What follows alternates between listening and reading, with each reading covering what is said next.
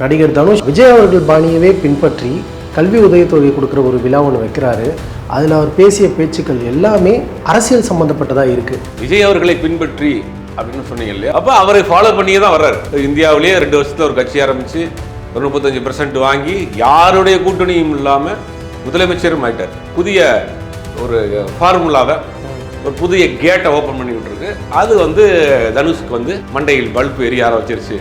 ஏன் நாங்கள்லாம் சிஎம் ஆகக்கூடாதா, நாங்கள்லாம் சேர்ந்து வச்ச காரில் போகக்கூடாதா, நீங்கள் எல்லாம் எங்களை கேட்க மாட்டீங்களா அப்படிங்கிற அந்த ஆசை அவரை நச்சரிக்க ஆரம்பிச்சிருச்சு. இப்போ வரக்கூடிய உள்ளாட்சி தேர்தலில் வேற தனுஷ் மன்றத்திலிருந்தே நிற்க வைக்க போறாருங்கிற செய்தியெல்லாம் பலரும் பேசிட்டு இருக்காங்க. வரப்போது ஏறக்குறைய அது உண்மைதான். ஆனால் இவர் தேர்தலுக்கு தயாராகிட்டார். நாங்கள் தேர்தல் நிற்கக்கூடாதா, நாங்கள் சிஎம் ஆகக்கூடாதா அப்படின்னு அவருக்கு அவரே கேட்டுக்கிறாரு. இந்த வருஷம் தான் புதுசா பிறந்த மாதிரி ஒரு பிறந்தநாள் விழா கொண்டாடினாரு. திடீர்னு கூட்டம் போட்டுறாங்க, இது என்ன திடீர்னு கூட்டின கூட்டமா? என்னன்னா அந்த ரஜினிகாந்த் அவருடைய ஸ்டைலில் தான் ஒன்றும் இருக்கிறாரு. எக்ஸ் மாமனாராக இருந்தால் கூட அந்த மாமனாருடைய இன்ஸ்பிரேஷன் ரொம்ப அதிகமாக இருக்கு அவர்கிட்ட. பார்த்தீங்கன்னா அதே மாதிரி தான் அவர் பாடி லாங்குவேஜ் அப்படிலாம் பேசுகிறாரு. அந்த ஆன்மீக அரசியல் தான் இவர் தூக்கி தட்டி அடுத்த 2.0 மாதிரி கொண்டு வர போகிறாருங்கிறது அவருடைய பேச்சிலேயே தெரியுது. இவருக்கு பின்னாடி யார் இருக்காங்க, டெல்லி வரைக்கும் தொடர்பு இருக்கா, சமீபத்தில் ஒரு கொடுத்த தேசிய விருதெல்லாம் கனெக்ட் பண்ணி பார்க்குறப்ப அஜித் ரசிகர்களை குளிர்விக்கிற மாதிரி தலை சொல்லியிருக்காருல்ல அப்படின்னு பேசுறாரு. முதல்ல தனுஷ்ட ஒரு ஆர்டிஃபிஷியலான ஒரு விஷயமா இருக்கு. நீங்களாவே இருங்க, நம்ம தலை அஜித் சார் சொன்ன மாதிரி தான் அது ஒருத்தர் செஞ்சுட்டாருன்னு இருக்கா, நீங்கள் செய்ய வேண்டிய அவசியம் இல்லை. உங்களுக்கு வருஷம் பிறந்தாலும் வந்துச்சு, இந்த பிறந்தாளில் மட்டும் நீங்கள் இவ்வளோ பண்ணுறீங்க. கத்திரிக்காய் முத்துனா கடைக்கு வந்து தான் ஆகணும். அது கொஞ்சம் நாளில் அவர் எந்த அரசியலை நோக்கி போறாருன்னு தெரிஞ்சிடும்.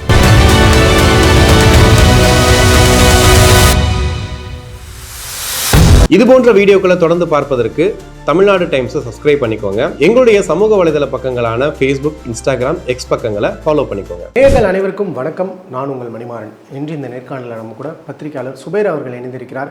அவர்கிட்ட கேட்கறதுக்கு நிறைய கேள்விகள் இருக்குது. வாங்க கேட்டு பதில்களை தெரிஞ்சுக்கலாம். சார் வணக்கம். வணக்கம். நடிகர் தனுஷ் அவர்கள் தான் இப்போது சினிமாவில் ஹெட்லைன்ஸாக இருக்கார். அது நேஷ்னல் அவார்டாக இருக்கட்டும், இல்லை இப்போ நடந்த ரசிகர் மன்ற விழாவாக இருக்கட்டும். என்ன சார் தனுஷ் அவர்களுடைய மோட்டிவாக இருக்குது? ஏன் அப்படின்னா விஜய் அவர்கள் பாணியவே பின்பற்றி கல்வி உதவித்தொகை கொடுக்குற ஒரு விழா ஒன்று வைக்கிறாரு. அதில் அவர் பேசிய பேச்சுக்கள் எல்லாமே அரசியல் சம்மந்தப்பட்டதாக இருக்குது, அரசியல் உள்நோக்கமுடையதாக இருக்குது. என்ன சார் நடக்குது? கேட்ட கேள்வியில் முதல்ல இருந்து நம்ம போகலாம். விஜய் அவர்களை பின்பற்றி அப்படின்னு சொன்னீங்க இல்லையா, அப்படியே நீங்கள் ஃப்ளாஷ்பேக் போனீங்கன்னா விஜய் நாளைய திருப்பில் நடிக்கிறார்.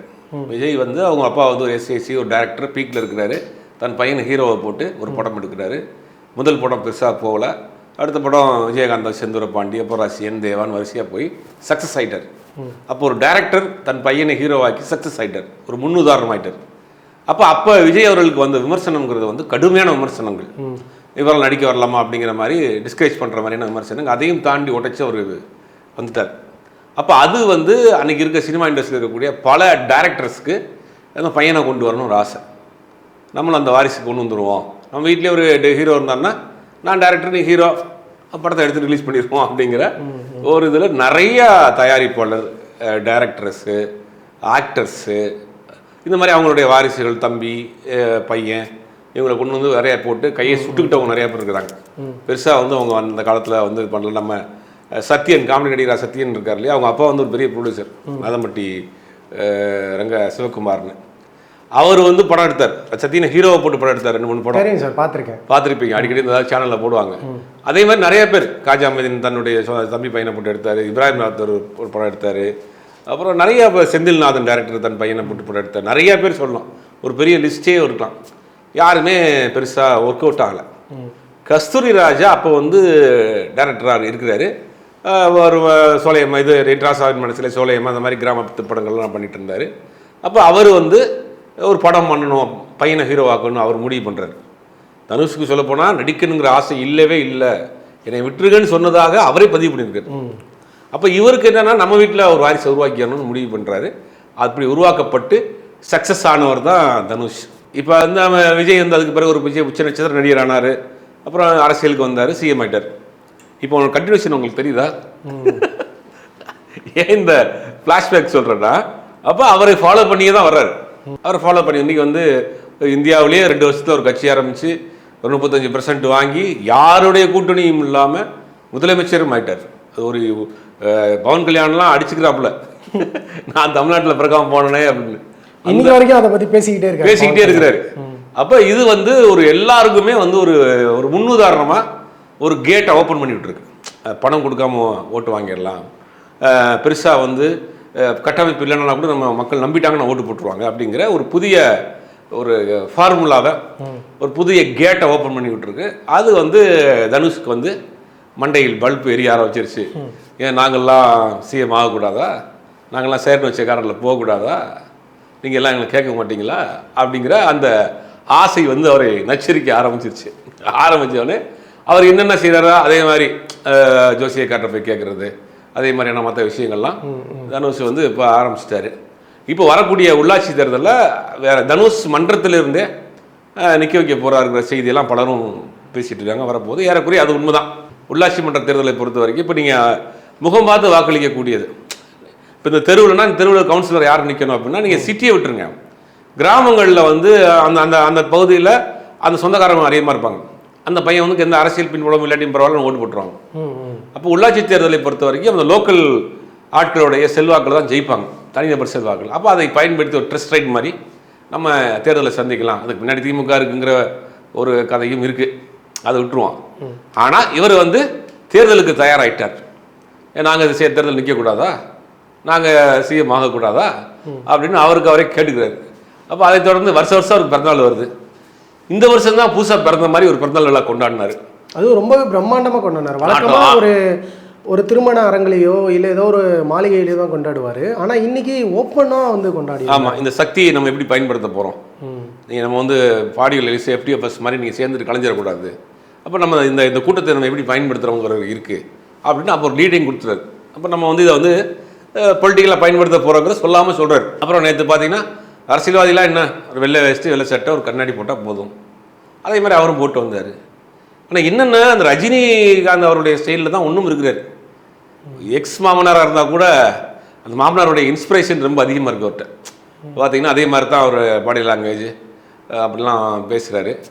ரெண்டாவது அவர் ஏறக்குறைய ஒரு ஆன்மீக அரசியல் தான் பண்ண போகிறாருங்கிறது தெரியுது. ஆன்மீக அரசியல் தமிழ்நாட்டில் போனி ஆகாதுங்கிறது ஆன்மீகம்னு நேராக சொல்லி வந்தாலே போனி ஆகாது தமிழ்நாட்டில். நீங்கள் ஆன்மீக அரசியல் சொல்லி வந்தாலும் வேலைக்கு ஆகாதீங்க. அப்போ இவர் எடுத்தவரை தடுமாற்றம் மாறாரு. இன்னைக்கு தாவேக்கா இன்னைக்கு வந்து ஒரு இவ்வளோ பெரிய வெற்றி அடைஞ்சிருக்குன்னா பெரியாரையும் அம்பேத்கரையும் அவர் சொன்னனால தான். பெரியாருடைய கடவுள் மறுப்பு கொள்கையை தவிர்த்துட்டு மீதியெல்லாம் நாங்கள் ஏற்றுக்கிறோம். பெண் அடிமைத்தனம் வந்து ஆண் பெண் நிகர் அப்படிங்கிற மாதிரியான பல விஷயங்களே சொல்கிறார். பெரியாருடைய கொள்கையில் நாங்கள் ஏற்றுக்கிறோம். ஆனால் கடவுள் மறுப்புங்கிற விஷயத்தை எனக்கு உடன்பாடு இல்லைன்றார். இப்போ அம்பேத்கரை சொல்கிறார், பெரியாரை சொல்கிறார், காமராஜரை சொல்கிறார். அப்போ திராவிட கட்சிகள் சொன்ன அதே ஐடியாலஜியை தான் இவர் கொஞ்சம் மாடிஃபை பண்ணி களத்துக்கு வந்தார், ஜெயிச்சிட்டார். ஆன்மீக அரசியல், ஆன்மீகத்தை நேரடியாக சொல்லி அரசியல் பண்ணாலும் எழுப்படாது, ஆன்மீகம் அரசியல்னு சொன்னாலும் எழுப்படாது. தமிழ்நாட்டை அதை ரொம்ப தெளிவாக வச்சுருப்பாங்க. கடைசியில் எங்கே வந்து நிற்பீங்க அப்படின்னு தெரியும் உங்களுக்கு.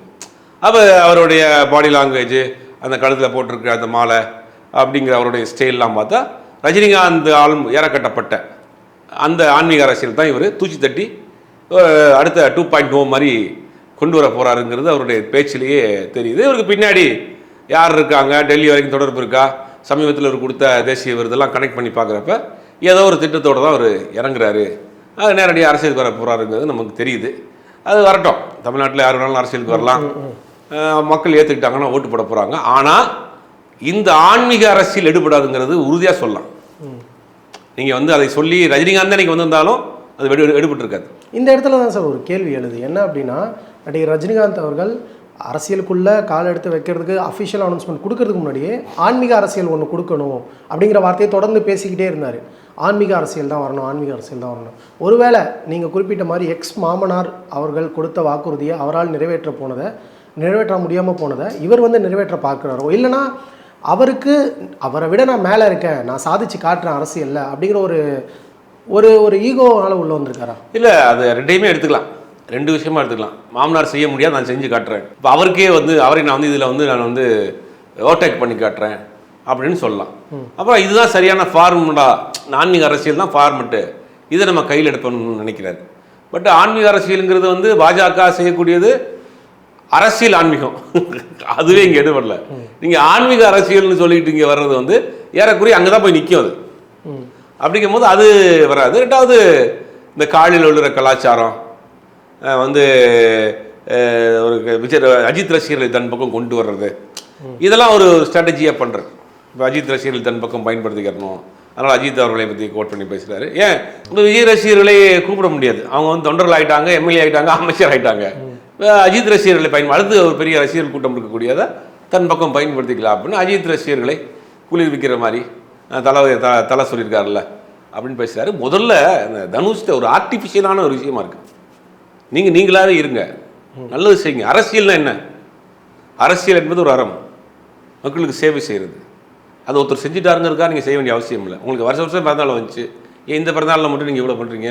அப்போ நலத்திட்டத்தை அரசியலுக்காக பயன்படுத்தி உங்களுடைய தேவைக்கு உதவிகளை பயன்படுத்திக்கணும். அப்போ நீங்கள் உண்மையிலேயே மக்களுக்கு சேவை செய்யணும்னா, உண்மையை சொல்ல போனால் லாரன்ஸ் எடுத்துக்கலாம். லாரன்ஸ் எத்தனையோ வருஷமாக ஆதரவற்ற பிள்ளைகளை எடுத்து படிக்க வச்சுட்டு இருக்காரு, அதுக்காக நிறையா பண்ணிகிட்டு இருக்காரு. சூர்யா இத்தனை வருஷமாக சைலண்டாக பண்ணிகிட்டு இருக்கிறாரு. அந்த மாதிரி தனுஷ் இது வரைக்கும் பண்ணியிருக்காருன்னா அங்கே ஒன்று இங்கே ஒன்று பண்ணியிருப்பார், ஒரு பெருசாக பண்ணதில்லை. அப்போ இந்த வருஷம் வந்து நான் வந்து சாப்பாடு போடுறேன், ஆட்டோ வாங்கி கொடுக்குறேன், என் காலில் விழுங்க அப்படிங்கிற இந்த ஒரு அரசியல் இவர் சொல்கிற அரசியல் ரெண்டுமே பழசு.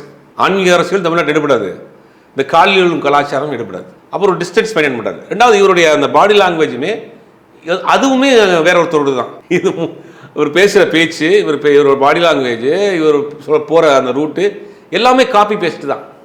ஒரு ஃப்ரெஷ்ஷல். அன்றைக்கி விஜய் வந்தாருன்னா அன்றைக்கி தீ போல் வர்றாரு. அன்றைக்கி ஆளுகிற கட்சியை யார் எதிர்பார்க்கலாங்கிற ஒரு பயம் இருந்தது. கடுமையாக ஆளும் கட்சியை எதிர்த்தார், அரசியல் பண்ணார், வந்துட்டார்.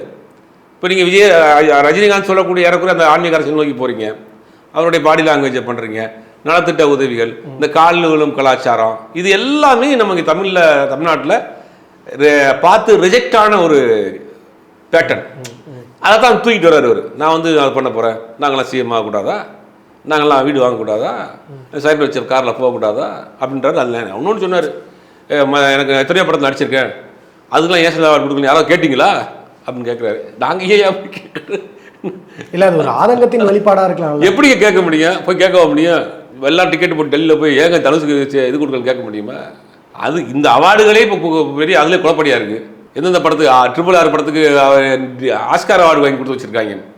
அதுவே அது நமக்கு ஒன்றும் ஷாக்கிங் ஒன்றும் தீரல. ஆஸ்கார் அவார்டு முதற்கொண்டு உள்ளூர் லோக்கல் அவார்டு வரைக்கும் நீங்கள் அதில் வந்து நம்பகத்தன்மை போயிடுச்சு. ஒரிஜினலாக திறமையாளர்களே ஒரு அங்கீகரிக்கிறதுக்காக, அவங்களை வந்து என்கரேஜ் பண்ணுறதுக்காக கொடுக்கப்படக்கூடிய விருதுகள் இன்றைக்கி வந்து அரசியலாக மாறி கிடக்கு உலகளவில். நான் சொல்கிறேன், இன்க்ளூடிங் ஆஸ்கார் அவார்டு. ஆஸ்கார் அவார்டில் அரசியல். நீங்கள் வந்து அப்படி இருக்கப்ப நீங்கள் தனுஷுக்கு குடிக்கலன்னு வாங்க 10 பேர் டிக்கெட் போட்டு டெல்லிக்கு போவோம், போய் சொல்லிட்டு வரணும்னு போக முடியுமா? ஆல்ரெடி அவங்க கொடுத்துருக்காங்க. இந்த முறை கொடுத்த அவார்டுங்கிறது ஏகப்பட்ட சலசலப்பை ஏற்படுத்தியிருக்கு. நிறைய தரமான மக்கள் ஏற்றுக்கொண்ட கண்டென்ட் ஓரியன்டான படங்கள் நிறைய வந்துச்சு தமிழில்.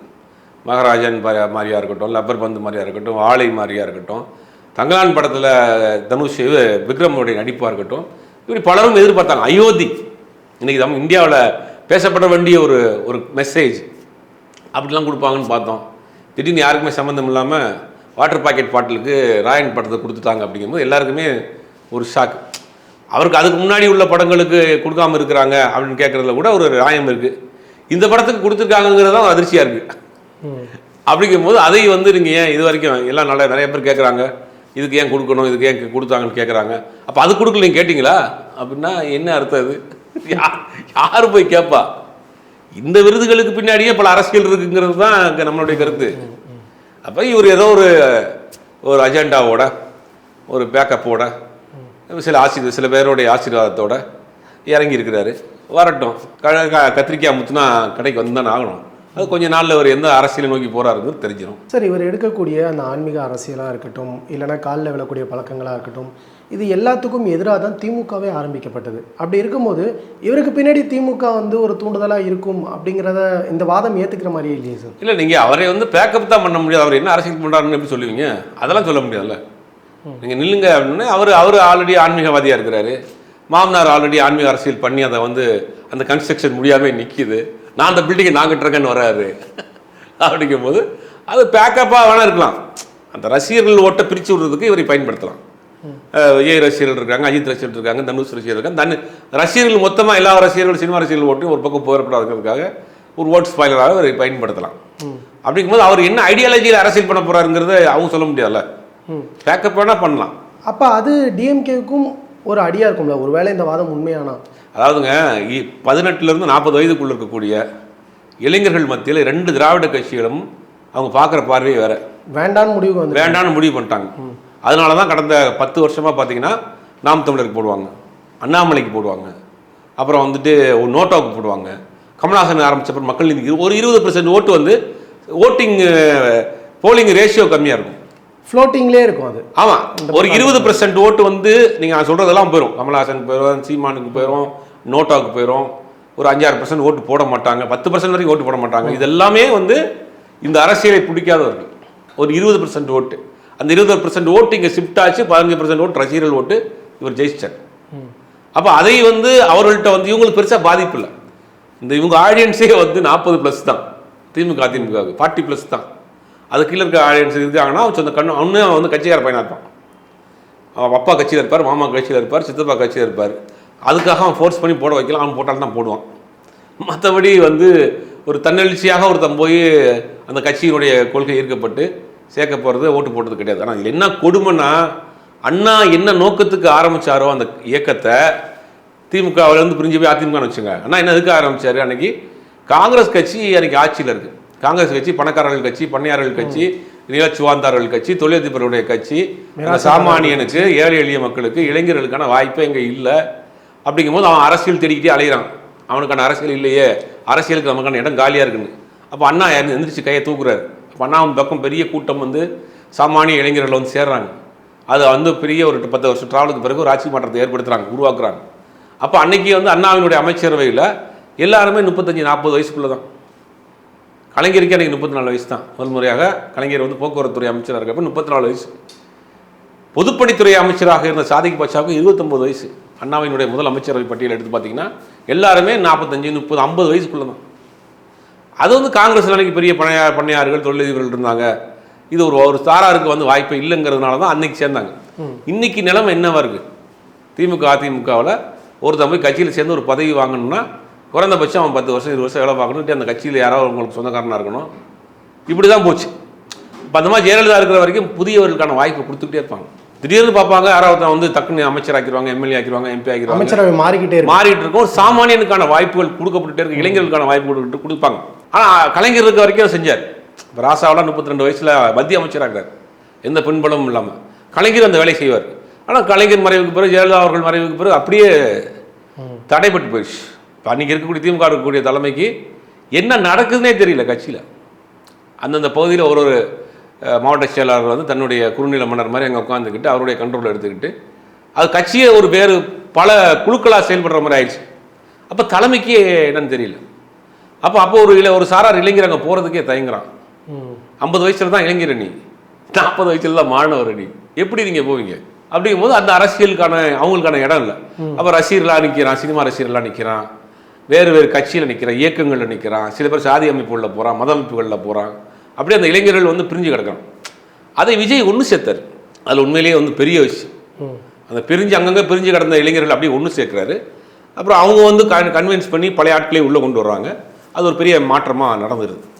அப்போ அவங்களுக்கு பெருசாக பாதிப்பு இல்லை. ஏன் சொல்கிறேன்னா, அவங்களுக்கு இந்த ஓட்டுகள் பிரிகிறதுனால பாதிப்பு இல்லை. பாதிப்பு யாருன்னா இளைஞர்கள் பக்கம் தன்னை உருவாக்கி வச்சுருக்கக்கூடிய இவர்களுக்கு தான் பாதிப்பு. அந்த ஓட்டை இது பண்ணுறதுக்கான ஒரு ஐடியாவாக கூட இருக்கலாம். சார், இப்போது தனுஷ் அவர்கள் பண்ணக்கூடிய விஷயங்களாக இருக்கட்டும், இல்லை செய்யக்கூடிய அந்த சேவைகள், அந்த விஷயங்களாக இருக்கட்டும், எல்லாமே அரசியலுக்காக பண்ணுறாரு, இல்லை வந்து வரக்கூடிய உள்ளாட்சி தேர்தலை வச்சு பண்ணுறாரு அப்படின்னா, உள்ளாட்சி தேர்தலில் தனுஷ் அவர்கள் ரசிகர் மன்றத்தை சேர்ந்தவங்களை விட நிறைய பேர் வந்து ஜாம்பவான்களாக இருப்பாங்க. குறிப்பாக இப்போ டிவிக்கே ரொம்பவே ஸ்ட்ராங்காக இருக்குது கிரவுண்டில் அப்படின்றத சொல்கிறாங்க. விஜய் அவர்களுடைய முகத்துக்கு தான் ஓட்டணும்னு சொல்கிறாங்க. அப்படி இருக்கும்போது இந்த தேர்தலில் அவர் இப்போ இந்த உள்ளாட்சி தேர்தலே உடனே களம் காண்றது அப்படிங்கிறது ஒரு அக்னி பரீட்சை இல்லையா? ரிஸ்க்கு தான், எடுத்து பார்ப்போம். நீங்கள் அவர்கிட்ட கேட்டிங்கன்னா நாங்கள் ரிஸ்க் எடுக்கக்கூடாதா? நாங்கள் ரிஸ்க் எடுக்கக்கூடாதா? எதுக்குமே நான் ரிஸ்க் எடுக்கலையா அப்படின்னு கேட்பாரு. எடுக்கட்டும், தேர்தல் முடிய பிறகு தெரியும் என்னென்னு. உள்ளாட்சி அமைப்புக்கான தேர்தல் எப்படி நடக்குன்னா, அந்த ஒரு வார்டுன்னு வச்சுக்கலேன், அந்த வார்டுக்குள்ளே அந்த கம்யூனிட்டி, அப்புறம் ரிலேஷன், அந்த சொந்தக்காரன், ஆமாம், அந்த பகுதியில் உட்காந்துருப்பாங்க. கிராமங்களில் போனீங்கன்னா அவனுக்கு வேலை வெட்டி இருந்தால் ஏதாவது கடையை வேலையை பார்த்துட்டு பிஸ்னஸை பண்ணிட்டு அங்கேயே உட்காந்துருப்பான். நல்லது கெட்டது, காது குத்து, டெத் சர்டிஃபிகேட், பர்த் சர்டிஃபிகேட்டு, என்ன மாமா சித்தப்பா அப்படின்னு அந்த அதுக்குள்ளே சுற்றிக்கிட்டு இருப்பான். எல்லா ஊர்லேயும் ஒரு பகுதியில் ஒருத்தர் இருப்பான். அவன் தான் கவுன்சிலராக வர்றதுக்கு ஓட்டு போடுவாங்க. நீங்கள் அவனை உடச்சிக்கிட்டு தான் போய் நீங்கள் ஓட்டு வாங்கணும். அதுலேருந்து ஒருத்தர் நிற்கணும் இல்லாட்டி. அப்படிங்கும்போது ஆல்ரெடி அவன் இருக்கிறான். நீங்கள் புதுசாக போகிறீங்க அப்படிங்கும்போது பெரிய போட்டியாக இருக்கும், கடுமையான போட்டியாக இருக்கும். அதேமாரி அங்கே ஒன்று இங்கே ஒன்று ஜெயிக்கலாம், ஏதாவது ஃப்ளூக்கில் ஓடுற சித்திரத்தில் ஜெயிக்கலாம். ஆனால் அவங்க என்ன அவங்களுடைய கால்குலேஷன் இருக்குல்ல, அந்த கால்குலேஷன் ரீச் ஆக முடியுமாங்கிறது ரிசல்ட்டுக்கு பிறகு தான் தெரியும். அவர் இப்போவே கொடியெல்லாம் அறிமுகப்படுத்தியிருக்காரு, அதுவே பயங்கரமாக ரீச் ஆகிருக்குன்னு சொல்கிறாரு சார். இன்ஸ்டாகிராமில் பார்த்தீங்களா? இன்ஸ்டாகிராம் பார்த்து வந்துருப்பீங்க போல, பூரா பெய்டு ப்ரமோஷன் தான். பார்த்தீங்கன்னா நைட்டு இருந்து நீங்கள் வாங்க தலைவா அப்படின்னு ரொம்ப கத்துது, 2 பேர் காரில் கொடியை மாட்டுறானுங்க, 2 பேர் கதறிட்டு கிடக்காங்க. ப்ரொமோஷன் ஆகிப்போச்சு. இன்ஸ்டாகிராமுக்கு அது தடை பண்ணிட்டாங்கன்னா பல கட்சி நடக்காது போல், அப்படி ஆகிப்போச்சு இன்றைக்கி நிலைமை. ப்ராடக்ட் ப்ரொமோஷனாக இருந்தாலும் சரி, கட்சி ப்ரொமோஷனாக இருந்தாலும் சரி, அது இன்ஸ்டாகிராமுங்கிற இடத்துல போய் நிற்கிது. அதுக்கான வேலையை செய்கிறாங்க. அவருக்கு ஒரு ரசிகர் கூட்டம் இருக்கிறாங்க, இல்லைன்னு சொல்ல கணிசமான ஆட்கள் இருக்கிறாங்க. அவங்களுக்கும் ஆசை வந்துருச்சு, நம்மளும் வந்து ஒரு அரசியல் கட்சி ஆரம்பிச்சிருவோம். நான் மன்றத்தில் இருந்தவங்க தானே நீங்கள் அமைச்சர் இருக்காங்க, மன்றத்தில் இருந்தாலும் எம்எல்ஏ இருக்காரு, நம்ம ஆகக்கூடாதா? ஏன் மன்றத்தில் இருந்தவங்க நாங்கள் எம்எல்ஏ ஆகக்கூடாதா? ஆனால் அவங்க மக்கள் இயக்கமாக மாதிரி மக்கள்கிட்ட போனாங்கன்றதை மறந்துடுறாங்க. நாங்களும் போக மாட்டோமா? எங்களையும் நீங்கள் வெறுக்கிறீங்க, எங்களையே வந்து ஒதுக்குறீங்க. யாரும் உங்களை ஒன்றும் சொல்ல, சாமிகளாக நீங்கள் வாங்க இல்லைங்க, மக்கள் ஏற்றுக்கிட்டா ஓட்டு போட போகிறாங்க, அவ்வளோதான். உங்களுடைய நேரத்தை பயந்தமைக்கு ரொம்ப நன்றி சார்.